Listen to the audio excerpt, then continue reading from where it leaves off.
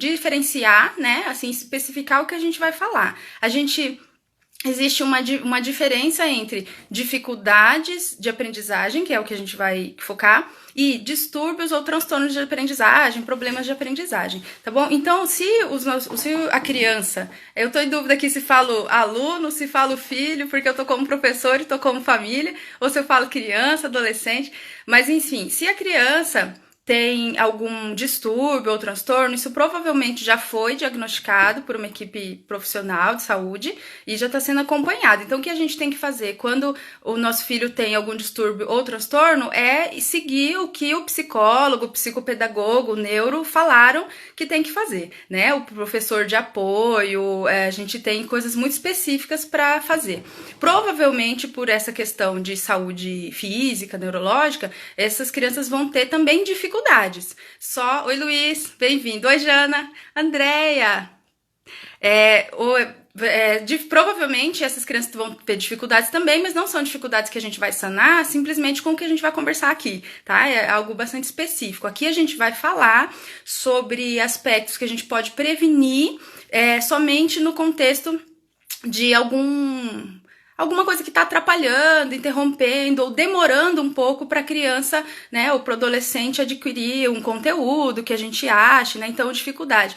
O que é dificuldade? A dificuldade, ela é um obstáculo. Por isso que a gente também diferencia nas séries, né, classifica nas tarefas.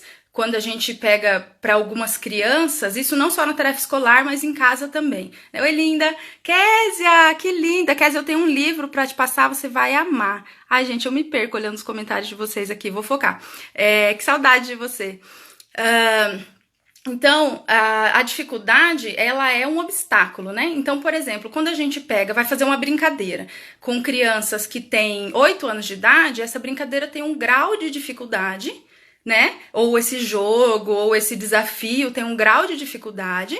E quando a gente vai fazer com adolescentes de 16 anos, tem outro grau de dificuldade, porque aquele indivíduo já tem uma maneira já de elaborar a aprendizagem de uma maneira diferente, tá? Então, dificuldade a gente vai entender como esses graus. Então, é um obstáculo que, quando você supera aquele obstáculo, você vai para outro patamar, e aí pode receber tarefas que tem um outro nível e que tem um outro obstáculo. Então, é isso, né? E a dificuldade, ela sempre vai ser externa à criança, né, ou adolescente. Sempre a dificuldade vai ser externa. O distúrbio e os transtornos sempre são internos, tá bom? Tem alguma questão ali física ou neurológica. Então, só para fazer essa diferenciação, tá bom? Então, se a dificuldade ela é um obstáculo e se a dificuldade ela é externa, ela está no contexto. Nós, enquanto família, estamos no contexto. E o que a gente pode fazer para que a gente diminua ou facilite esses obstáculos, ou se a gente for colocar os obstáculos como estímulos para uma aprendizagem, para ir para outro nível,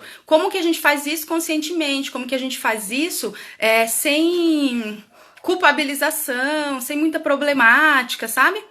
Gente, vão me falando. Oi, Ivan. Oi, Éder. Oi, gente, Marcele.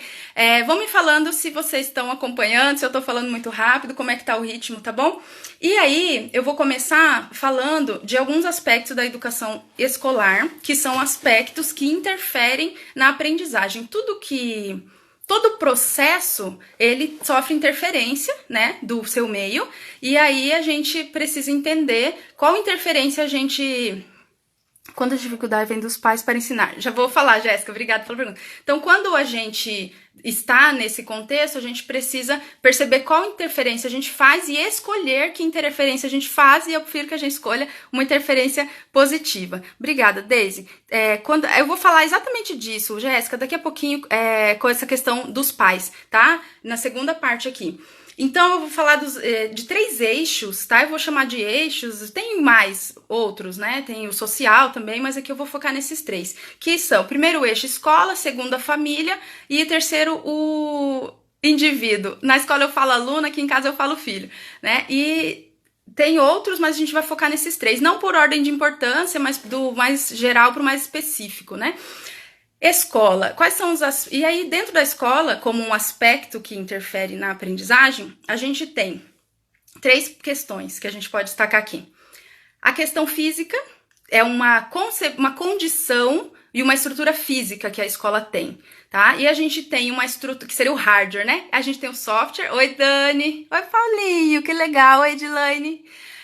E aí a gente tem uma outra estrutura que ela não é física, mas que ela é da gestão, da equipe, desses profissionais. Oi, Lica. E a gente tem uma outra parte de estrutura que ela é do projeto pedagógico em si, né? Que é o que o professor faz. E aí eu vou falar um pouco de cada uma. A gente, quando olha para educação escolar, a gente acha que é só o aluno e o professor. Mas não é só o aluno e o professor.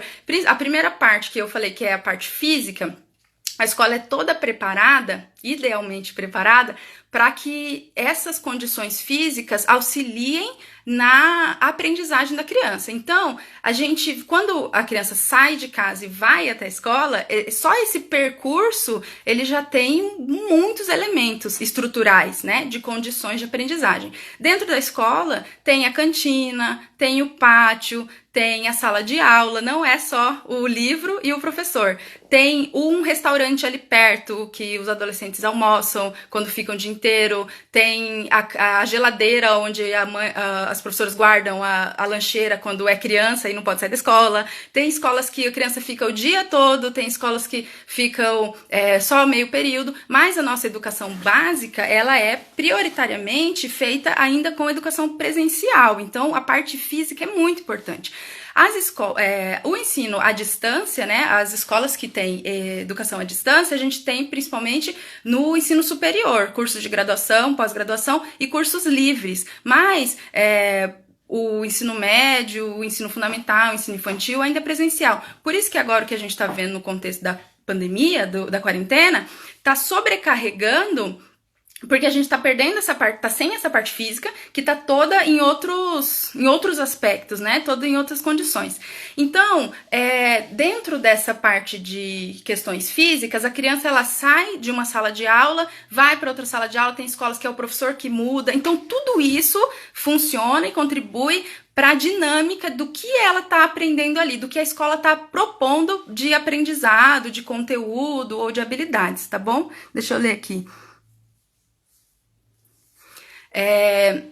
Então, essa é a parte de condições físicas. Então, a criança precisa de um ambiente seguro, de um ambiente acolhedor. Quando é escola que tem tempo integral, a gente está aqui agora, por exemplo, em Campo Grande, aumentou o número de escolas de tempo integral. Escola de tempo integral tem que ter um conforto além, que nas outras escolas não precisa, e toda uma estrutura que está ali sendo como um apoio para tudo que o projeto pedagógico vai realizar. Então, quando o professor pensa em um plano, né, tem uma ideia para fazer uma aula, ele já pensa se aquela ideia dele comporta na parte física, tá? Então, essa é a parte física. A segunda parte, o segundo aspecto dentro do primeiro eixo, que é a escola, é a parte de estrutura dos profissionais. Então, não é só o professor que existe na escola, tá bom? E às vezes o professor tá realizando outras funções. Então, tem o professor, o diretor, tem o cantineiro, o merendeiro, o auxiliar de serviços gerais, tem técnicos da Secretaria de Educação que visitam as escolas. Eu trabalhei muito tempo, a maior parte do tempo eu trabalho com escola pública. E aí a gente recebe muitos voluntários em algumas escolas. Oi, Muriel, que fazem auxílio, que fazem alguma atividade, tem eventos. A escola tem muitas coisas, né, que acontecem fora o livro e a indicação do professor. Então, tudo isso faz parte do universo do aluno e do universo da aprendizagem, tá? E aí, o último aspecto, o terceiro, dentro do primeiro eixo, é o aspecto do corpo docente em si, que é o planejamento mesmo, né? Que é aí que o professor, olhando a estrutura física que ele tem e toda a estrutura de gestão e de aporte técnico que tem ali naquela escola, ele vai dizer o que ele quer fazer, por que ele quer fazer, né? Que é o plano em si, quando a gente recebe um livro ou uma atividade, uma tarefa, né? Quando o aluno traz para casa, quando o nosso filho traz para casa uma tarefa, o professor pensou em todas essas possibilidades. Agora, por exemplo, a Muriel entrou aqui, a Muriel é minha irmã, é professora de educação física. E aí A gente estava conversando sobre isso, é um super desafio para os professores que trabalham com corpo, com movimento e com ou dança, ou educação física, né? Outras questões, cultura corporal, projetos, teatro, porque um trabalho que foi todo voltado também para o corpo, também para o contato, e agora como é que faz essas atividades, né? Como é que manda pelo WhatsApp, porque não tem mais as outras duas estruturas. Então, aí é uma coisa que eu quero, a última parte que eu quero destacar da escola é que dentro da escola tem vários documentos, né? Quem é da área de educação, que tem vários professores, vocês já são acostumados com isso, os pais não muito. Mas dois deles eu quero destacar. A escola, ela sempre vai ter um projeto político-pedagógico e um regimento escolar. O que tem no projeto político-pedagógico? Toda escola, quando começa, precisa ter um porquê de começar, precisa dizer no que acredita, o que vai fazer e o que quer, né? Quais são os objetivos, a missão, a visão, os valores. Então, dentro desse projeto político-pedagógico da escola, está escrito ali tudo que a escola acredita que pode ser feito em educação, e todo o planejamento do professor nessa terceira parte, nesse terceiro aspecto, vai ser condizente com aquilo que está escrito no projeto, que é a filosofia da escola, né? Então, por que a escola toma essas decisões, toma esses rumos? Por que tem escola que tem festa junina, tem escola que não? Por que tem escola que tem feira cultural e tem escola que não? Por que tem escolas que acolhem de uma maneira diferente, outras, a cor da logo? Tudo isso está no projeto político-pedagógico, é uma filosofia. Tá bom? Então, toda a ação é feita com base naquilo que a escola acredita que deve ser feito. E aí, daqui a pouco vocês vão entender por que eu tô falando desse documento. O segundo documento importante que tem dentro da escola é o regimento escolar. No regimento escolar, basicamente está escrito de acordo com o projeto político-pedagógico, então, de acordo com o que eu acredito, o que pode e o que não pode. Então, qual é o direito, qual é o dever de todos os integrantes? Aluno, professor, todos os funcionários, família. Então, o que pode e o que não pode ser feito, tá? Tem escola que o aluno precisa pedir permissão para sair da sala, tem escola que não, tem escola que pode usar o celular, tem escola que não, tudo está dentro do regimento, tá bom? Provavelmente as escolas que são, principalmente as públicas, têm estão alinhadas, assim, estão mais alinhadas do que se comparar a escola pública com a escola particular. Mas cada escola vai dizer aí o que pode e o que não pode. Essa é a parte da escola. Tá, beleza, gente? Pode continuar? E aí, então, o segundo eixo, que é o segundo... Kézia, passou a sua pergunta e eu acho que eu não entendi direito o que você quis dizer. Depois fala pra mim de novo, por favor. A pergunta da Jéssica, daqui a pouco eu vou falar. Então, o segundo eixo, que é a segunda parte dessa aprendizagem escolar, é a família, né? E aí a família, ela interfere também, é um pilar dentro da educação, e aí tudo que tem de hábito, de convivência na família vai auxiliar ou vai ser um obstáculo para essa aprendizagem. Então, assim, eu pontuei aqui alguns aspectos: escolaridade dos pais, hábito de leitura ou não, condições socioeconômicas e o histórico familiar. O que é o histórico familiar? Se tem vício, se tem uso de drogas ou de álcool, como é a convivência, se tem muita festa, se tem pouca festa, se briga muito, se abraça muito, se beija. Tem tipos de família, que é um outro conteúdo também que eu quero fazer, mas eu vou fazer outra live, que aqui dentro não vai dar tempo, né? De como, tipos de família no sentido de como que essa família convive. Tudo isso vai interferir na aprendizagem, tá bom? Então, se os pais são separados ou não, tudo interfere, tá? O que a gente tem que saber é que tudo que acontece no contexto do aluno vai interferir na aprendizagem, tá bom? E aí, o que acontece? Aqui eu quero definir também, eu não defini no começo, eu quero definir exatamente o que eu tô falando, o que eu quero dizer quando eu falo família, né? Não tô falando de modelo de família, tá bom? Tô falando só para diferenciar a questão de quando a criança convive na escola, tá convivendo num aspecto profissional, escolar, com profissionais da educação. Quando convive na família, está convivendo com outros integrantes. Então, às vezes a criança está num contexto de família acolhedora, num contexto de abrigo, às vezes a criança está com vizinhos, com parentes, às vezes é a família mesmo de origem, às vezes uma família extensa, primos, tios, irmãos mais velhos. Não, aqui é só... por isso que na escola a gente fala pais ou responsáveis, né? É o pai ou responsável, aquele cuidador ali da criança. Deixa eu parar um pouco só para ler aqui a pergunta. Isso, exatamente, Kézia. Vou comentar um pouquinho mais. Projeto pedagógico. Oi, Ricardo, tudo bem? Que bom você aqui. É um documento de maneira geral ignorado. Sim, infelizmente, o projeto político-pedagógico é tão lindinho, né? A gente gosta tanto dele, e principalmente o pessoal da filosofia, mas ainda muitos profissionais ignoram, infelizmente, né? E aí, se alguns profissionais que trabalham ignoram isso, imagina a família que às vezes nem tem conhecimento, né? Isso que a gente precisa, essa parte que eu quero falar, assim, isso que a gente precisa entender enquanto família, né? O que a gente quer para o nosso filho. E aí, assim, só para comentar, não passar de novo isso que a Kézia tá falando.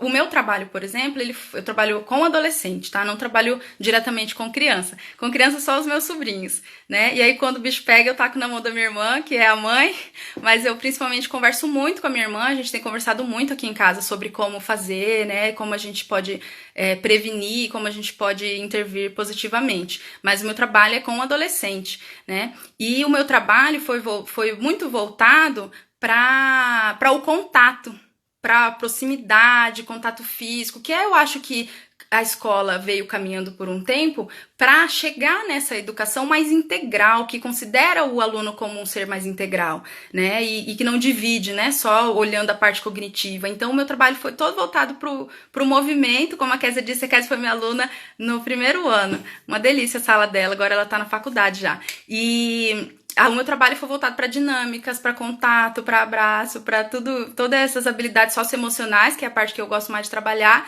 E agora, imagina o sofrimento, adequar tudo isso pro online, né? Porque, e aí, quando eu tava falando assim, a escola tem a estrutura física e a estrutura essa estrutura de coordenação, né, de tudo que acontece.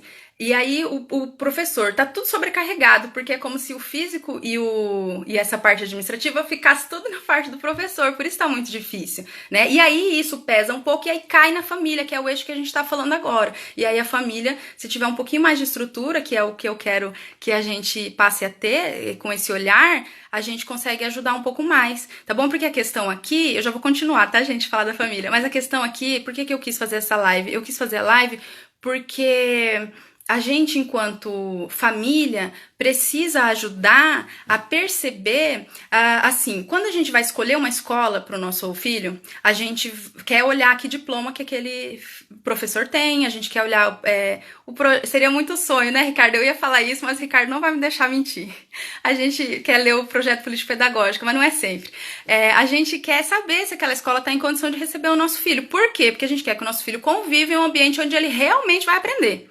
Tá, e aí esse seria, teoricamente, o papel da escola, mas aí eu vou jogar essa responsabilidade pra gente enquanto família, porque se aqui tá apontado que a escolaridade, os hábitos, as condições e tudo mais da família também interfere na aprendizagem, então a gente vai pegar esse olhar que a gente joga em cima da escola quando a gente vai colocar o nosso filho lá, e a gente vai pegar esse olhar e colocar aqui. Por quê? Porque a minha escolaridade, os meus hábitos e tudo que eu faço, a maneira como eu lido com a educação também vai interferir na aprendizagem do meu filho.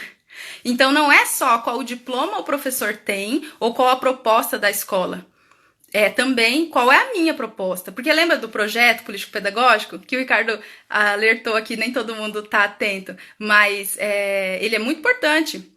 A escola... Oi, Lucas, seja bem-vindo. Essa live foi inspirada no Lucas, porque eu tava pensando em fazer uma live já sobre os tipos de família ou sobre outros assuntos, estava estudando, e aí eu encontrei o Lucas, e depois vocês seguem ele, é professor de música, ele tava dando aula de canto pra mim, deu uma parada, mas quando der certo eu começo de novo.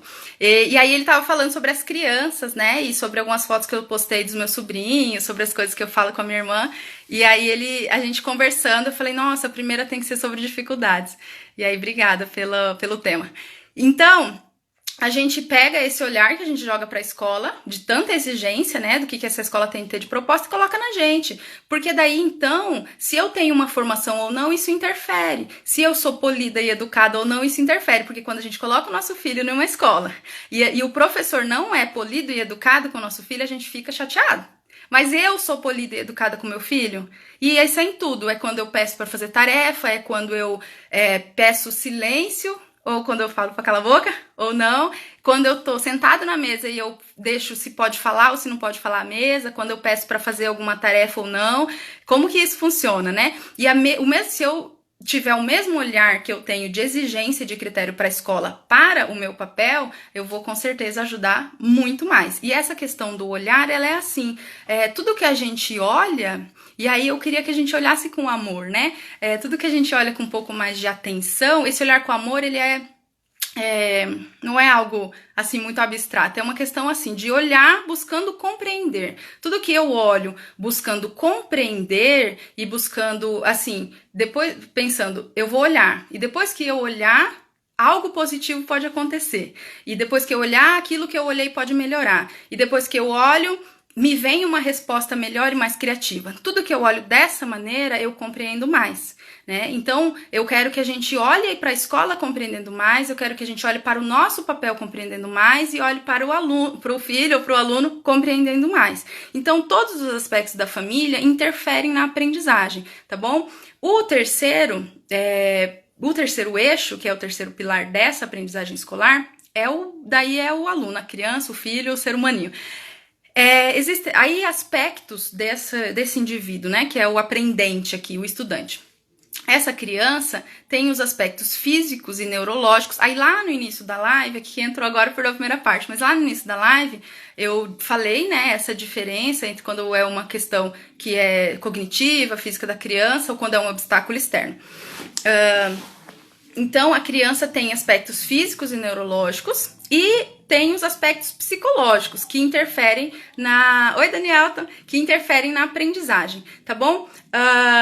E aí, eu vou repetir aqui, também porque alguns entraram agora, sobre os aspectos físicos e neurológicos, a gente não tem como ficar conversando muito, porque a gente tem que fazer o quê? Fazer o que o que o psicólogo, o que o psicopedagogo falaram, tá? Então, se a gente tem alguma suspeita de que o nosso filho tá com alguma dificuldade a mais, e essa dificuldade começou a ser um problema, aí a gente não tem muito o que ficar tendo de ideias ou de buscar no Google. A gente tem que levar num profissional que vai diagnosticar e vai falar pra gente o que a gente precisa fazer. Agora, se tá toda íntegra a saúde neurológica... Oi, Fabi! Oi, Stanley!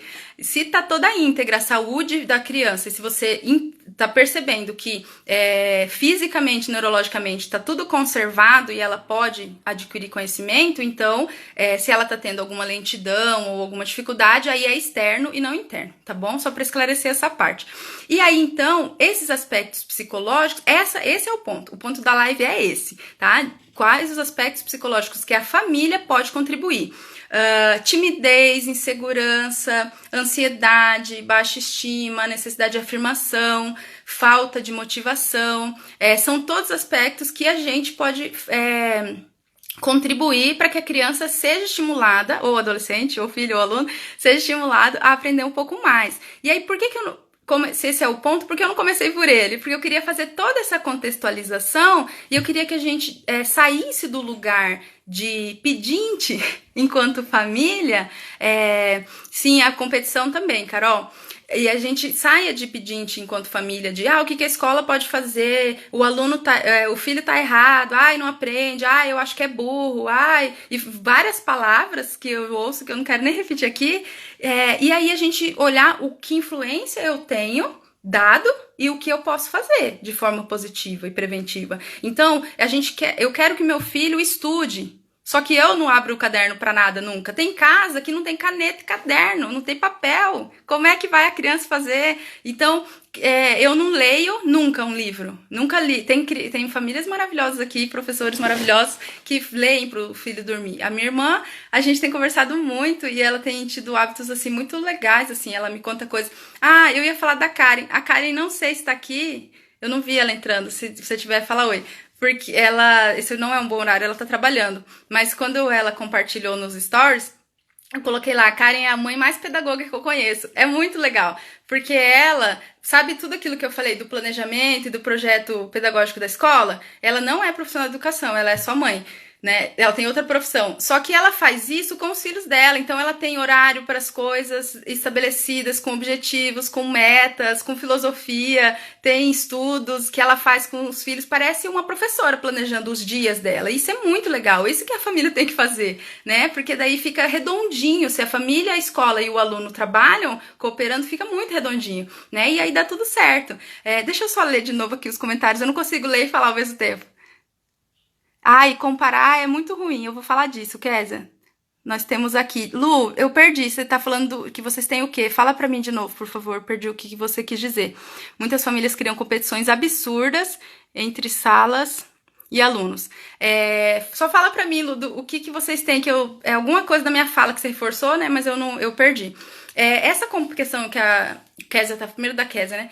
Vocês leem. Isso, vocês têm o hábito, né, de ler, eu sei. Isso, a esposa é professor também, né? E muito bom isso. E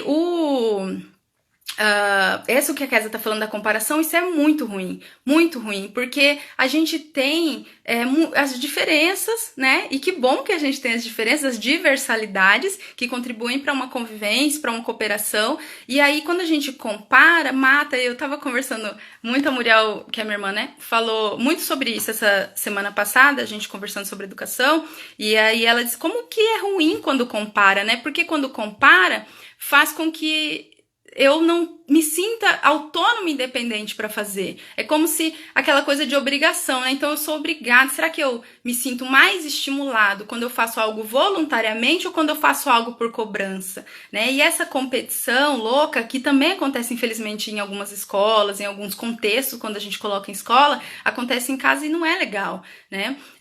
Deixa eu ler essa parte, eu tenho dificuldade com meu filho. Daqui a pouco eu vou falar essas perguntas, ele não tem...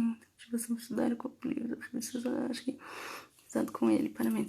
Tá, já vou falar com você, Aline, só um pouquinho. Então, a gente precisa segurar essa motivação. Por exemplo, quando a gente recebe da escola uma tarefa, aquela tarefa ali, lembra que tem o plano pedagógico e tem o planejamento? O professor, ele muito provavelmente, se tudo deu certo, ele não fez uma tarefa aleatória, não é só uma tarefa de matemática, de história, de geografia. Ele tá fazendo com que o aluno, ele exercite e, dependendo da faixa de desenvolvimento daquele aluno, ele tá colocando um obstáculo mais ou menos que o aluno consegue transpor para poder aprender. Lembra disso? Que dificuldade ela é um obstáculo, mas que quando tudo dá certo, é um obstáculo que o aluno consegue transpor e aprender mais, tá? O que a gente tem que cuidar é para esses obstáculos não extrapolarem, né? E aí ele não conseguir aprender por conta disso. Então, quando o professor passa uma tarefa, ele tá passando para desenvolver... Tá caindo! Para desenvolver habilidades e competências. E a gente, se entender isso em casa, fica mais legal, fica mais fácil de ajudar, né? Então, por exemplo, e aí isso não só com as tarefas da escola, mas com as tarefas tem um pelinho aqui. Mas com as tarefas de casa. Porque quando eu peço pro meu filho lavar a louça, às vezes eu peço só porque eu tô mandando e sou eu que mando aqui, fica quieto e vai lavar. Você tem obrigação. Isso não é nada pedagógico, a gente sabe disso, mas quando eu peço para ele com a consciência, inclusive falando para ele, eu posso falar isso e contextualizar, né? Mas quando eu peço com a consciência de que aquela tarefa vai exercitar alguma habilidade, isso fica mais encaixado, né? Então, por exemplo, uma criança, quando eu ensino o meu filho a lavar louça, fazer comida, arrumar a cama, eu tô ensinando autonomia, eu não tô só tirando meu trabalho e colocando, ou tirando ele da TV, ou dizendo aqui eu mando, mas eu tô ajudando que ele tenha mais autonomia e independência, né? Uma pessoa que cozinha a própria comida é um pouco mais autônoma. Uma pessoa mais autônoma contribui provavelmente mais com a sociedade. Quando a criança aprende a guardar os brinquedos, aprende a fazer uma gentileza para uma visita que chega, todas essas tarefinhas que podem ser feitas. Por exemplo, a criança ainda não consegue... não pode usar uma faca, não pode cortar um alimento, pegar um prato, né, vidro, porcelana, porque pode deixar cair, mas ela pode ajudar a esticar a toalha na mesa. Para cada fase de desenvolvimento tem tarefinhas que a gente pode colocar para os nossos filhos. Toda vez que ela faz isso, ela aprende a cooperar. São as habilidades socioemocionais que a escola faz várias atividades para ensinar e que dentro de casa a gente pode ensinar também. Então, na escola tem festa junina. Oi, Amanda! Na escola tem festa junina, na escola tem feira, na escola tem muitos eventos e as crianças estão sempre aprendendo nesse contexto. E aí, toda vez, uma coisa muito legal que a gente pode fazer em casa é, toda vez que eu peço para fazer algo, ou que eu chamo para fazer algo junto, porque o mais legal, e aí eu tenho certeza que é isso que a Lu faz, é isso que minha irmã faz também. O mais legal não é a gente mandar a criança fazer, mas é a gente falar, vamos fazer junto? E aí, toda vez que a gente faz junto, a gente tá ensinando habilidades e competências para essa criança, tá bom? Eu vou ler aqui agora e responder. Ah, tá, onde eu tava na parte da... Ah, tá, falei da competição, né, que a Carol falou, e falei da comparação, tá bom.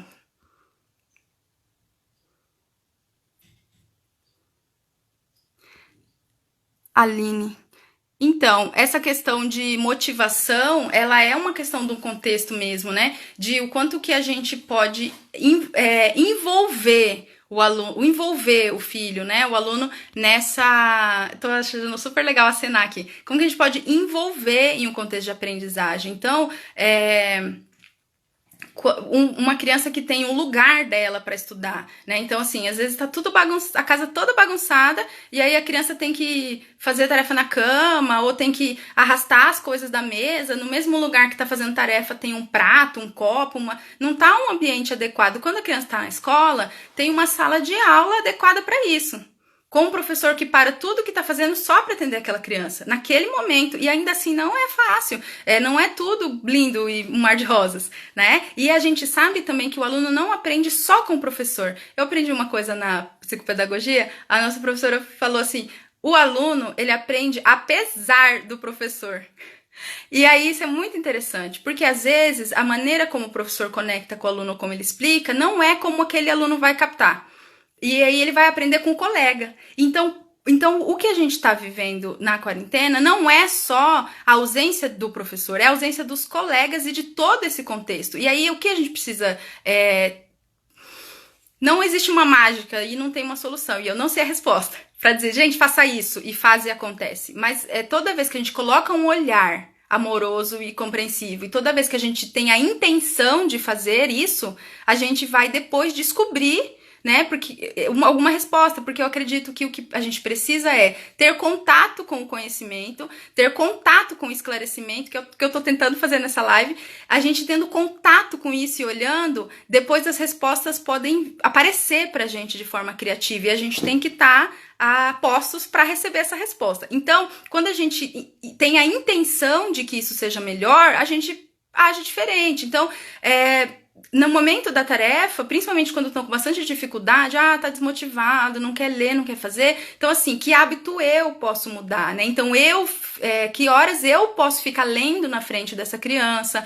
Como que eu posso fazer como a Lu faz de ler à noite para a criança dormir? Qual é o lugar que a criança faz a tarefa? Isso eu aprendi com a Daisy na live dela, de educação com amor. Então, a criança tem que ter um lugar e tem que ter um momento. Então, naquele lugar, a criança vai sentar e vai fazer tarefa, como se estivesse na escola. E agora eu vou parar tudo que eu tô fazendo e vou só auxiliar. E esse auxiliar não é fazer pelo aluno, não é fazer pelo filho, é estar ali. Porque às vezes a criança, às vezes não, muitas vezes, na maioria das vezes, 99% das vezes, a criança sabe fazer. Só que a criança tá querendo atenção. E aí a gente tem que dar atenção e tem que dar amor. Porque quando a gente dá atenção e dá amor, a gente facilita muito. Lembrando, eu não tô falando de distúrbio nem de problema, tá bom? Tô falando de alguns obstáculos que a gente pode facilitar.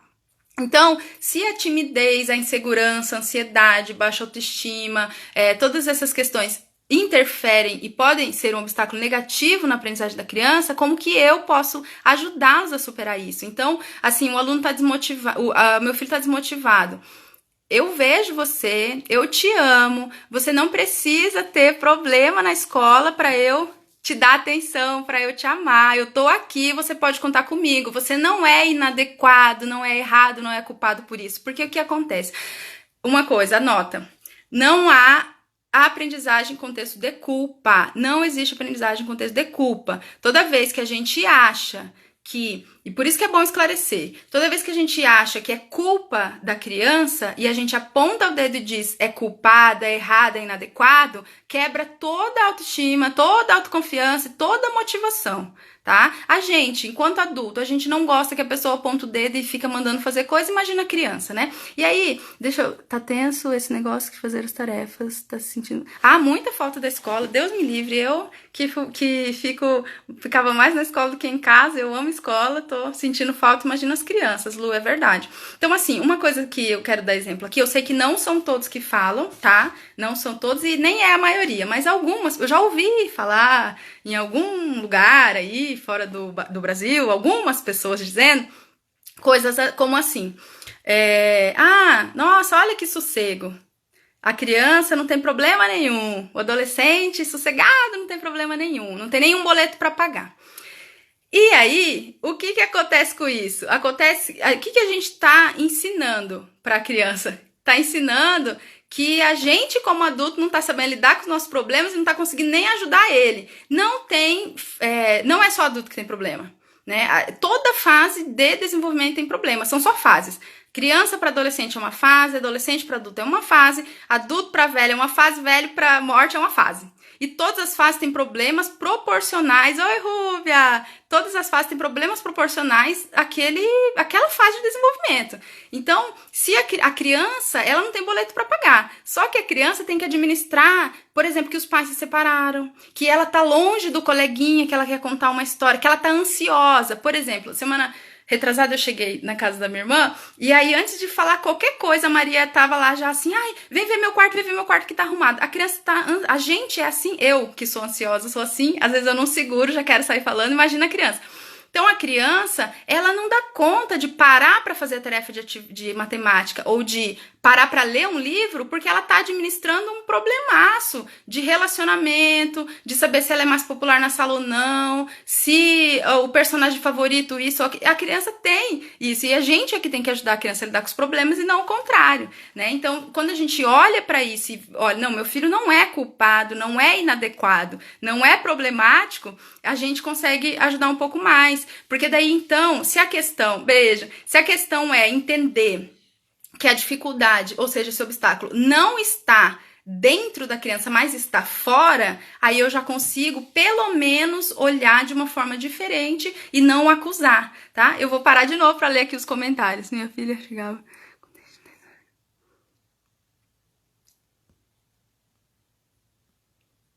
Ah, Mônica tem 2, né? Sobre isso que o Samuel é tímido, não tem mais. E você sabe que a timidez para algumas pessoas é assim, considerado um problema. Oi, Grilo! Oi, Lude! A timidez para algumas pessoas é considerada um problema. Eu acostumei a falar com os meus alunos, que são adolescentes, que eu acho a timidez um charme. E eu não acho ruim, assim.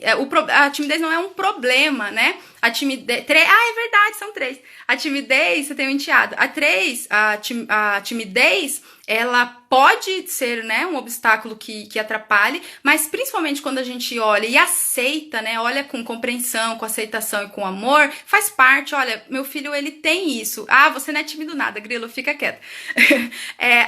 O meu filho, ele tem isso, é uma característica dele. Uma coisa que a gente pode colocar no nosso vocabulário, não, talvez nem para externalizar, mas para entender, né, internamente, a diferença entre problema, defeito e característica. Então eu gosto de falar essa palavra característica, porque às vezes a gente fala assim, meu filho, ele tem um defeito, é tímido, né? Meu filho tem um defeito, fala muito. Meu filho... Não é defeito, é uma característica. Tem pessoas que falam pouco, tem pessoas que falam muito. E o próprio falar pouco, fala muito já é uma comparação, né? A gente já tinha falado um pouco antes que comparação não é legal.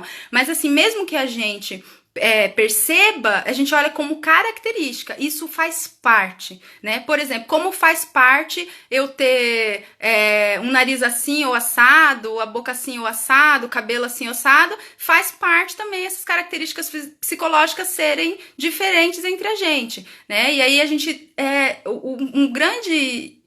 uma grande ajuda da gente enquanto família é olhar para esse contexto todo de aprendizagem com aceitação, né? Então faz parte o vínculo. O vínculo é uma coisa que, assim, previne toda a dificuldade e melhora demais quando já tem a dificuldade, né? Quando já tem o obstáculo ali, por isso que a gente tá sofrendo, vocês estão falando, e eu também, quando quarta-feira, que é o dia que eu dou aula para os meus adolescentes, eu quase choro de saudade, porque a gente quer se abraçar, quer estar junto, e aí, por causa do vínculo, né? E quanto menor, o vínculo parece que é mais forte, né? A criança tem umas expressões exageradas, né? E a gente, quando tá na nossa criança, a gente exagera também, que a gente fala, a melhor professora do mundo, o melhor pai do mundo, o melhor aluno do mundo, né? Eu sempre acho que meus alunos são os melhores do mundo, né?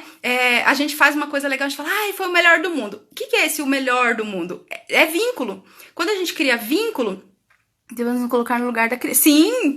Fabi é professora de pequenininhos. Tiverem alguma dica que vocês precisam para pequenininhos, chama a Fabi, chama a Deise, chama a minha irmã, tá bom? Comigo é adolescente e adulto.